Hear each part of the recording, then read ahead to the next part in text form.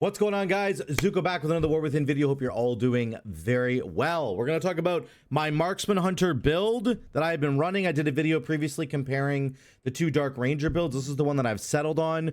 I think this is better than the Sentinel build. I'm going to show you footage and try to prove why. But let's just go over the build really quickly and talk about the synergies, especially Phantom Pain and the Dark Hounds, actually, which is the two I haven't really touched on quite yet. I think I touched on in my other video, but yeah. Yo, guys, the gnome would really appreciate it if you could like and subscribe on the video. All right, thanks, bye. Typically right now, people are running a more single target focused build with headshot and Windrunner's quiver, and I just don't think that's the way to go.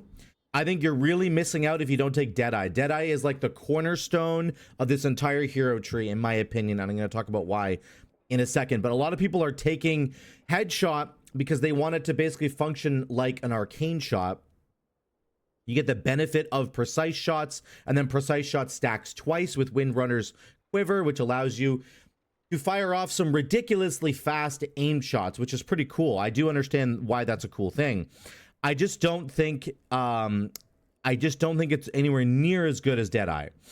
Okay, so Deadeye is really cool because you get 2 charges of Black Arrow. And remember, Black Arrow can be fired at the beginning of somebody's health or the end of somebody's health, right? The top 20 and the bottom 20% of a mob's HP, you can fire a Black Arrow into them, okay? When you press True Shot, you get the Withering Fire bonus, which basically says whenever you fire a Black Arrow, you fire 2 additional Black Arrows. So when I start on a big AoE pull, everybody is at max HP. I can literally open with volley, true shot volley into Black Arrow, and I have 6 Black Arrows ticking on those targets. I have 6 of them out instead of just 3, right? So if you only have 1 charge of Black Arrow because you're taking headshot, you only have 3 little dots ticking. I get 6 with because you have 2 charges, okay?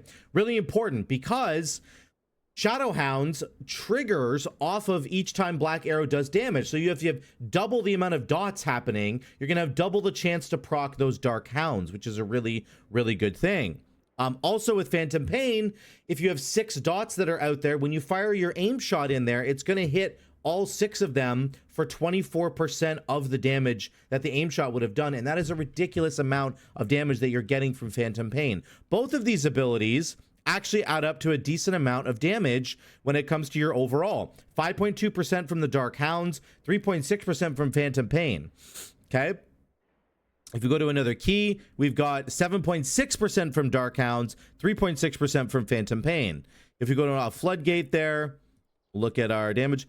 Phantom Pain was 6.5%. In this one, the Dark Hounds was 5.6%. So these 2 talents are adding up to an enormous amount of damage on my overall because I'm taking Deadeye, because I have 2 charges of Black Arrow. And every single time I have an opportunity to use my Black Arrow, I'm using it as much as I possibly can. Okay. Very, very important synergy there. It also, of course, works really, really well with volley. It just kind of streamlines everything because you don't have to press multi-shot and then Black Arrow, Black Arrow. You just go volley, Black Arrow, rapid fire, aim shot. You can fit almost all of those into one volley, which is really, really crazy, okay? The other big thing, of course, having 2 charges of Black Arrow, it makes your bleak powder damage much higher because you can fit in more Black Arrows to trigger more of the AoE damage. And you can see on my overall, bleak powder is consistently at the top of my meters here, okay? Bleak powder, and then bleak powder once again. So I think the key to victory here is taking Deadeye. This is really important. I know why people take headshot. You get the extra fast aim shots. You're not going to worry about that. You're going to take Deadeye and you're going to have more of your focus put on your Black Arrows instead of on any other spell that you're using. Here's the opening of the plus 12 Dark Flame Clef that we're doing. We're going to go around the corner. We're going to pop Lust. I'm going to go Trinket plus True Shot. So I'm going to go Trinket, True Shot, Explosive. Well, I'll go Explosive Shot first. Sorry, Explosive Shot. Do that first. And then we'll go Trinket, True Shot in a second here. Trinket, True Shot right there. Now I'm going to go double Black Arrow, right? And I'm going to try and... You don't actually have to tab target it because Withering Fire automatically will spread it around. But I'm going to go volley into black arrow. You can see our damage already pretty high into a rapid fire. And then I do a multi-shot, aim shot, multi-shot, into an aim shot, another multi-shot, into another aim shot. All those aim shots are triggering the phantom pain damage, right? Because I have 6 black arrows out right off the bat, which is really, really big. So you're getting so much phantom pain damage right out of the gates there. I got a tier set proc. Very nice. Another explosive shot. You should always go explosive shot into aim shot. I messed that up because you're going to get the extra damage from that. So sometimes I'm not nailing that correctly, but the burst damage is really, really high. Okay. You kind of have like a devastation evoker mastery thing going on. If you've ever played Devastation Evoker, their mastery says that they do more damage when the enemies are at like a higher HP threshold. So at the beginning of every pull, a Devastation Evoker does tons of damage. That's the same for Dark Ranger Hunter, because at the beginning of every pack, you have your black arrows immediately ready to go. Here we go again. Volley, black arrow, explosive shot, into, I should have done an aim shot there. I keep messing that up. Then I still have black arrows available. This guy is not below 85%. So I'm going to fire both my black arrows at that one target. Don't worry about tab targeting and sending your black arrows all over the place. You don't really need to do that. There are moments when that's okay. Like if there's an enemy in a pack that's at low HP, it can be really beneficial to obviously tab target and black arrow to that low HP enemy to get the bleak powder damage spreading around. You'll see I will often be tab targeting. You can see this is my new target right here. Nobody else is in my black arrow range. So I'm going to focus on the overseer. I'm going to make sure that I have trick shots up, like press multi-shot, right? And then I'm going to go black arrow into this guy. Black arrow, black arrow. Obviously, it would be nice to spread the black arrows around to get multiple dots, but I can't right now because this is the only guy that's in the black arrow window. So I'm just going to pick on him, and I'm going to use him to do AoE damage to everybody else. It might sound like a cheese or something, but it's not. It's just the way that you do damage with this spec. It's very important with this particular hero tree that you're min-maxing your black arrows. Your black arrows should always be on cooldown. They should be the first thing that you're pressing when they're available, and you should try and maximize the damage you can as much as possible. If you ever have a high HP or a low HP enemy, you are using that enemy to do damage to everybody else. You're funneling into that target to do bleak powder damage to everybody else. Okay. Only once you're in true shot do you really get to spread the black arrows like everywhere. And you can see it's just so important that you are doing that when you're in true shot. You do want to spread them around as much as possible, but outside of true shot, you can basically just pick on whichever target is going to allow you to press black arrows. Does that make sense? That's how much you're focusing on. It sounds like, I know I'm harping on this a lot, but this is the difference. If you're trying this build and you're not doing damage, this is why you're not doing damage. Okay. Number one, you're not doing it because you don't have 2 charges of black arrow. Go change that talent right now. Number 2, you're not doing it because you're not looking for the low and high health targets. That's what you got to be doing every single time. Okay. Here is Waxbeard boss fight. I end up dying on this boss fight, which is really unfortunate. Which means my overall will end up being worse than I thought it was going to be. But that's okay. It helps to kind of prove my point that I think that Dark Ranger is better than Sentinel, even though I end up dying on this fight and the other hunter doesn't. In the overall, at the end of the key, we still end up, I think, kind of wrecking him. So this will help to kind of prove that point a little bit. Our reckless charge goes into Narnia. Somebody didn't know they need to stand next to the pillar. If you don't know how to do that mechanic, by the way, when you get the charge on you, you need to stand next to a pillar. Okay. I'm going to get it right here. There's the charge. There's a big arrow over my head. I'm going to run over to this pillar. And then at the last second, I'm going to disengage. You can see I have 1 second left and then boop, disengage. And he runs into the wall. And then you don't really lose any DPS uptime. Very important that you do that. If he runs to Narnia, you're not going to be able to hit him, right? So right now, we're at the top of the charts on this boss. We got a tier set proc there. That was a little bit lucky. Or a lock and load proc, sorry. Which triggers the tier set, of course. Then I get the luring candle on me, and I'm not really cluing into this early enough. I don't have a defensive, but I do have a heal, and I'm not pressing it, and I'm still not pressing it, and I'm still not pressing it. And then I turtle, but the dots are already on me, so I end up dying like an idiot. So That was my fault. I mean, I think the healer should have paid a little bit more attention to me, but I could have absolutely done more to make that situation better. So just be aware on this fight, if you're getting fixated, that you're going to die. So at the end of this fight, I was doing like 2.6 or something, right? So he ends up beating me there because, of course, I'm dead. So I'm about 1,000,000 damage per second below him on that pull because I died. And we're going to see what happens on the overall. You can see the overall below right here in the details meter. This is a really important pull. Again, I want to stress this combo of getting true shot with a volley into double black arrow. Okay. So look at the health bars on the enemies. I'm going to black arrow and then black arrow. You can see 1, 2, 3, 4, 5. There's at least 5 dots, I think, that are out there. Could be 6. And then now I'm going to rapid fire, and then I'm about to press my aim shot here. So look at my damage that I've dealt right now. I've done about 97 million total damage to these guys. When my aim shot goes off, the phantom pain damage is going to kick in. And it's going to do, I went from 97 million to 135 million. Okay. That's like 38 million damage. One aim shot resulted in 38 million damage. You can see all the little phantom pain icons that are dancing off of the enemy health bars there. And then the aim shot damage as well. That is why it's so important to have these talents, and why it's so important to have 2 charges of black arrow. That you can go black arrow, black arrow. Now there's 6 dots, and then your aim shot just does a ridiculous amount of damage. It just did almost 40 million damage in one global. One global did that. So it's just the way that this build works, and it's how you do damage. And I promise you, if you do it correctly, you will be absolutely slapping on the meters. Okay, you'll be slapping. It's gonna be really, really good. If you're wondering what my stats are partway through this video, I'll talk about them at the end, but the stats are in the bottom of the Twitch VOD. Sorry, I keep scrolling over it. I've got about almost 49% crit and 27% haste, and then 11% mastery and 6% verse. Okay, those are my stats on the bottom there.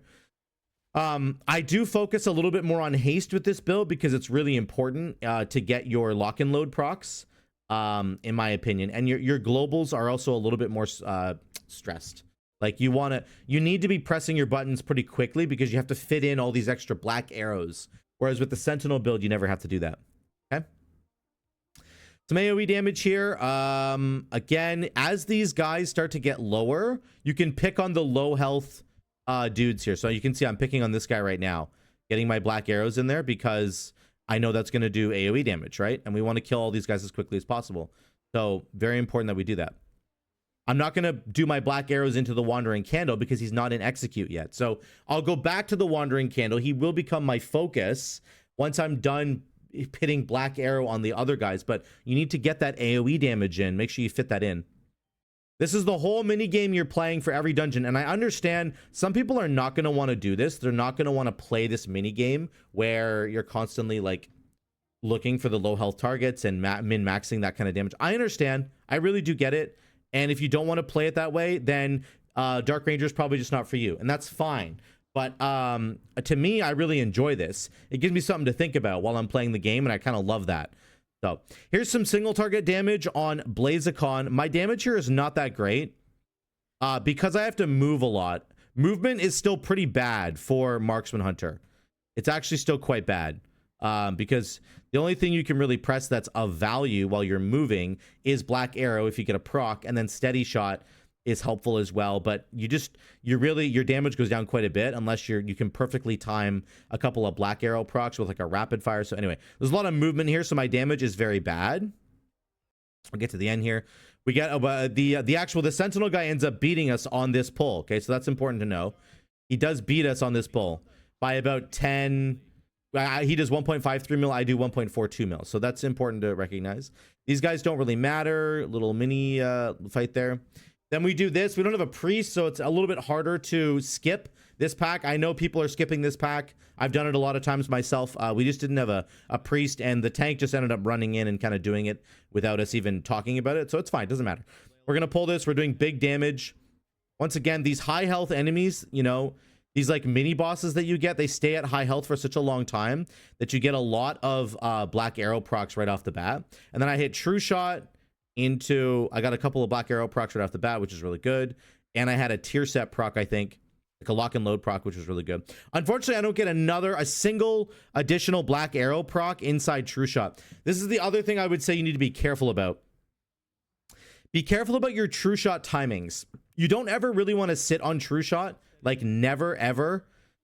But sometimes if you're in a fight like this where the enemies are, the bulk of the time that your True Shot will be active is going to be in the middle of an enemy's HP bar, that's really dangerous because you're not going to get any black arrow procs. Like, if True Shot is best at the beginning of a health bar and at the end of a health bar, because you can guarantee the black arrow proc like hits, right? Whereas in this particular case, my entire True Shot was in that middle section of the health bar, and I basically got no value out of it. Like, I got regular True Shot value out of it, but it's just not that great. You really want to try and min-max. So my True Shot is coming back. We have Bloodlust here, which is great. I'm going to go Explosive Shot into Volley, into a Rapid Fire, then do as many black arrows as I can. Black arrow, aim shot, arcane shot, aim shot, arcane shot, steady shot. Then I have my True Shots coming up. So we True Shot into a aim shot, and then a black arrow, and then an aim shot, and then a black arrow. Because, again, he's not below 80% yet, right? So we get as many black arrows in as we can, but until he gets to 80%. Now we're in the bad zone. We're between 80% and 20%. So we're just relying on procs, and we're doing the rest of our damage with the rest of our kit, which is perfectly fine. You can see our damage right off the bat is really strong for single target. It's very good. All right, it's going to dip down quite a bit here in a minute, but you can see it's super, super strong for single target. Again, the reason that we're doing much better than, let's say, Sentinel on single target here is because we have 2 charges of Black Arrow at the beginning of the fight. And you can just keep throwing them in. Black Arrow does so much damage, guys, all on its own. It's actually insane. Okay, very, very good. Then the fight continues. Excuse me. The fight continues, and then we get True Shot back. So we're going to do a second True Shot here in this fight. And this is awesome because we're getting into the execute. We're in the second half of his health. Look, he's at 20%. This is literally perfect. This is the perfect time to press it. So now I have 2 full charges of Black Arrow right now. Keep this in mind.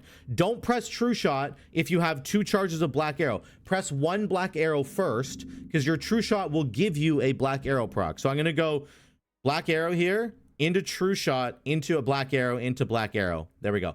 And then we're going to go Aim Shot, Arcane Shot, into a Black Arrow. And then we go Steady Shot, Aim Shot, Black Arrow, into Rapid Fire, into Black Arrow, into Aim Shot, okay, into an Arcane Shot, into another Aim Shot. I Steady Shot there. Black Arrow. We got a tier set proc. We'll go Explosive Shot into Aim Shot for the extra damage. And that's the end of the fight. And you can see our damage just climbed, right? It just absolutely climbed like crazy when this happened. We're at 1.64 million, and then we get the True Shot going right now. Boom. And we're just gonna 1.68, 1.7, 1.73, 1.76, 1.76 again. We move all the way up to 1.7, 1.82 by the end, right? 1.85. So you just, I'm telling you, the beginning and the end of an enemy's HP bar is the most important thing. It's absolutely crazy how strong it is. Okay, the rest of the dungeon is actually just kind of whatever. Nothing really crazy happens here. We're doing the RP here, and then we get to the last section. We do a bunch of damage here. I don't pop True Shot here because the boss is coming up, but we're doing plenty of damage anyway. And then we get to the boss fight, the Darkness, and it's a bit of a crapshoot, the boss fight. I ended up doing a lot of the candles around the outside. I thought that the druid should have been the one to do it because he's the ranged healer, but that's okay. Also, we didn't move the candle right off the bat, which we definitely should do. We end up moving it now, and then yeah. So because I have to run out and do the candles quite a bit, the damage that I'm doing goes down a lot because you can't do damage when you have the darkness thing on you. So whatever, it doesn't matter. But I could have done more damage here, like for sure. I'm a little miffed about that, but I could have done a lot more damage. We kill the ads here. I'm running out and getting another candle. I'm not opposed to DPS getting candles at all. I just think if you have a ranged healer, they should be the one doing it almost all the time until the AoE comes out, like you just saw. Then everybody else should chip in and help. That's about the only time that's true. Boss gets down to about 55% here and dies, and then that's it. That's the end of the key there. So what I want to show is the overall damage that I'm doing with this build on a number of different keys. So again, Dark Flame Cleft, I did 2.95 mil. Could have done more. I died on the first boss fight. That was my fault. Could have done more. Black Arrow, Bleak Powder, you can see it. There's the Dark Hounds and the Phantom Pain. Then if we go to Priory of the Sacred Flame, 3.86 mil overall. Again, Bleak Powder's at the top there. Black Arrow, Phantom Pain, Dark Hounds. If we go down to the Operation Floodgate, plus 13. Black Arrow goes up a little bit more. I'm not sure what happened in that dungeon. I got a lot more procs, I guess. And then Phantom Pain, Dark Hounds. There's Bleak Powder's always going to be at the top. We did 3.55 mil. Rookery plus 12, we did 3.25 mil. And then Rookery plus 13, we did 3.65 mil. So our damage is consistently high with this build. All you have to remember is that you've got to min-max those black arrows as much as you possibly can, because you have 2 charges of it. With Deadeye, make sure you're min-maxing this. If you guys have any questions about how this build works, let me know in the comments down below. I would love to answer them for you. I am pretty convinced at this point that this build is better than any other build for Marksman Hunter right now. I think it's way better than the other Dark Ranger build, and I think it's better than Sentinel. So let me know what you guys think in those comments down below. I'd love to hear from you. Thank you so much again for watching. I love y'all. I'll see you in the next one.